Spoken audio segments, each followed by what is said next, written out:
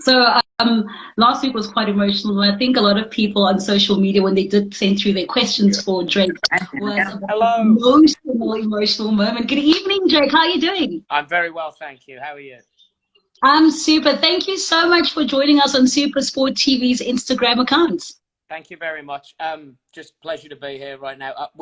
As before we came in, I was just saying, you love your earrings. My wife would like them. So I'm just, Thank you so much. But let's not ring around it just a bit too much and get to the questions that the fans have been asking from across the continent with Okay. regards to what you've been doing. And I think the most important and pertinent question that came through was about last week and that NXT contract extension, the emotions through that. Can you take us through that moment?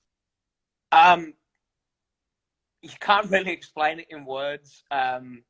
You know, it's been an emotional couple of months, and every day it's been up and down with what I'm feeling. Some days I'm really in my feels. Some day I'm like, no, I'm gonna go attack it today.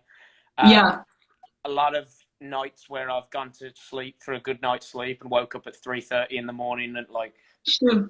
no reason for waking up either. Just probably subconsciously just overthinking all the time, and that was a lot of the things I was going through. But you'll see at the end of the match with Phantasma. When I'm sitting there, I look up and I say, I wish you were here, Dave. And that was my friend Dave that passed from cystic fibrosis. And I just wish he was there because he was a real big supporter of me on my journey to WWE. And he was one of the only people that really believed in me. And that's where all the emotions came from. I've told everyone I was a very hard up man, whereas I wouldn't, away from the ring, I wasn't very emotional. And I wouldn't allow people to see my real emotions on things. Like, I was so transfixed and got to behave like a man. My dad told me that this is how a man should behave, and a man should be this, and that. And at the beginning of this whole thing, I stopped caring. I was just like, you know what? I'm going to let everybody know how much this means to me. I'm going to let everybody see how I'm feeling. And, you know, what's the worst that could happen? That they see the real James. Okay, there he is. And the emotions came from thinking about Dave at the end. And I was just like, I just wish, because there's no, you know, we had all the guys from the Performance Center in the crowd for the first time, but it was, you just wish your family were there and your friends and the people you care about were able to see what you did. And, you know, so I just missed Dave at that point, was thinking about him, and that's what got me all emotional. And I did not expect Triple H to stop my path there. I didn't even know he had the contract. He just, really? I thought he was just coming out to be just Triple H. Just who he is. He's just a good bloke. He really is. And you know, when he came out, shake my hand, he just said tremendous performance, and like I just thought he was like saying like your efforts weren't unnoticed. When he handed me that folder, I was like, oh my god! You actually see me say to him, "You're going to regret this." Really? Well, hopefully he doesn't regret this, because I know that. I saw a lot of people on social media really reacting to all those emotions, and a lot of positivity coming from that. So it's created a lot of talk. Speaking about social media, we also asked our fans, it was on our Twitter account and on our Instagram account, and Brandon basically asked, what's been your favorite moment in fighting for the 24/7 championship? Oh, I can only go back and think of my wedding day. Honestly, my wedding day was the best day of my life. It's wonderful. The fact that something like that happened there, and it was capped off with that, like, and my wife and myself carried on that of just such a special day. The fact that I was able to, everybody knows, like, I love the business so much as well, that the fact that I was able to get there was people from the industry like invited to our wedding, but the fact that we could do something so memorable that's going to be remembered forever, involving the industry. She knew it meant a lot to me, and you know, that's the type of person my wife is. And you know, all I got after this was ladies at work coming up to me going, "Your wife is a trooper," because I would never. She is.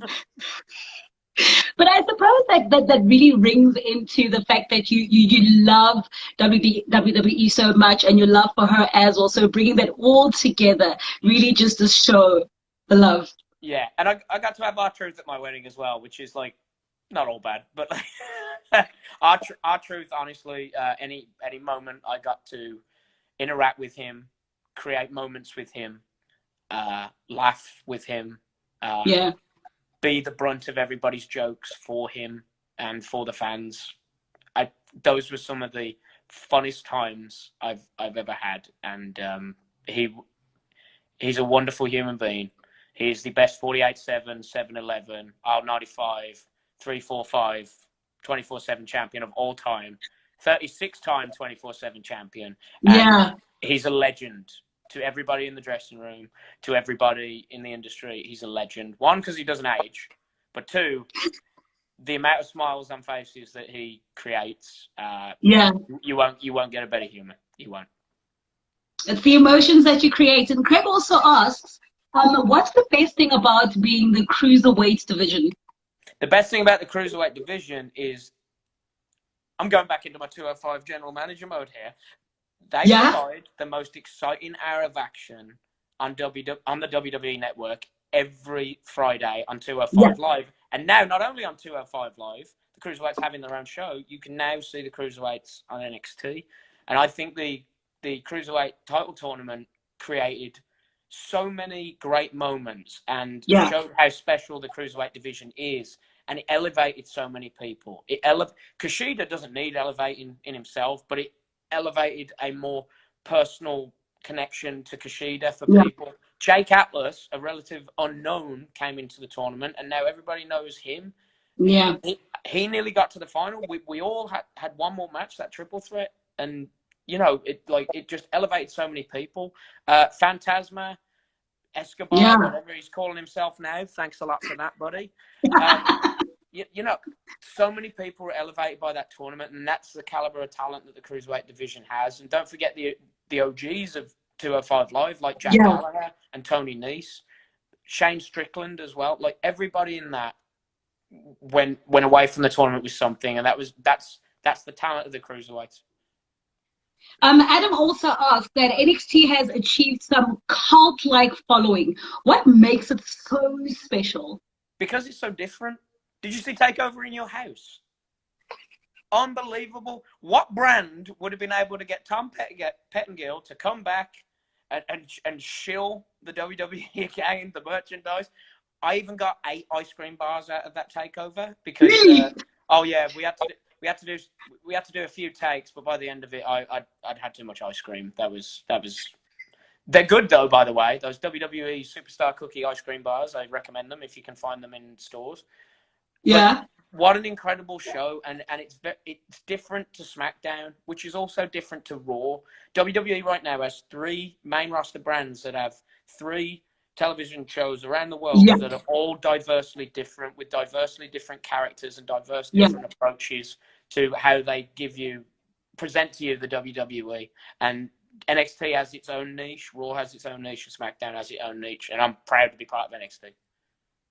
Well, taking it back just a little bit, because it is Throwback Thursday, Eddie asks, what do you think is the best finishing move of all time in WWE history? Of all time? The roll-up. All time. The Stone Cold Stunner. All day. All day. All day. Yeah. I remember seeing all those fantastic videos of Randy Orton giving an RKO, and he's going all the way up to space and then coming all the way back down and hitting it like RKO a close second, Stone Cold Stunner number 1, because the amount of people that have been on the receiving end of a Stone Cold Stunner is priceless memories. Priceless. Even the President of the United States got a Stone Cold Stunner, so no one's except, you know. And this is almost like a 2-in-1 question from Grant and Jackie. Jackie basically asks, I believe you're an Everton fan, moving to football. How does it feel knowing that Liverpool are basically just going to walk away with the title? And I said it's a 2-in-1 question. Alex actually asked, if you weren't a wrestler, what is it that you'd be doing? Okay, first of all, me and you spoke about this in private, that you wouldn't mention Liverpool. and I feel lied I to. had to. I feel lied to I right had now. to. Yeah, I feel lied to. Jackie asked. Just know I'm very disappointed in you. Okay, but Jackie asked. Give the people what they want. I have no comment on Liverpool winning the title or going to walk away with the title, but more power to them. See you next season. You never walk alone.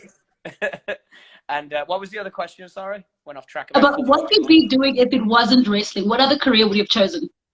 what would I have chosen? Oh boy, being a very unhappy person on my couch playing PlayStation. I don't know.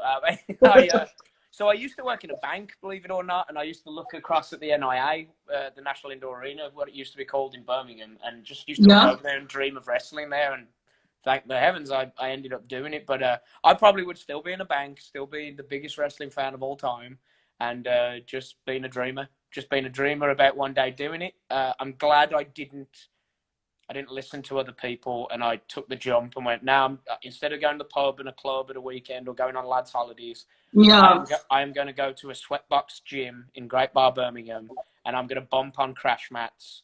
And I trained in a Thai boxing gym when I first started, and I just couldn't have had more fun just learning how to wrestle. But then when you realise that ring wasn't as soft as it could have been, then you're like, oh, this is why I feel this way today. I probably would still be in the bank, just still being the biggest wrestling fan ever. Well, we are very pleased that you didn't take the financial route.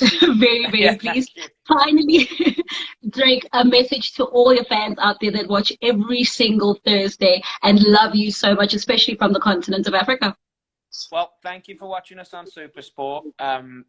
And every one of you that sent a wonderful tweet, a wonderful message to me, reach out to your loved ones and the people that you care about and the people that need it, because you really helped me through a real rocky patch, and I appreciate all of you so much. And I did my best to let you know that at the end of that match with Phantasma. Like, I heard all of you, and thank you. Keep watching NXT every week. We are the premier brand in the WWE. Yeah. I'm so excited to be a part of it, and I'm truly blessed to have had all your support during all of this, so thank you. Well, Balsetta says, I'm about to watch NXT, so thank you so much, Drake, for catching up with us on SuperSport TV's Instagram account. We wish you all the best. Thank you very much for having me. I haven't forgot that Liverpool comment, by the way, so, still not over it. I'm still not over it. Okay. It's okay, Drake. It's okay. Thank you so much for joining us. Thank you. Bye-bye.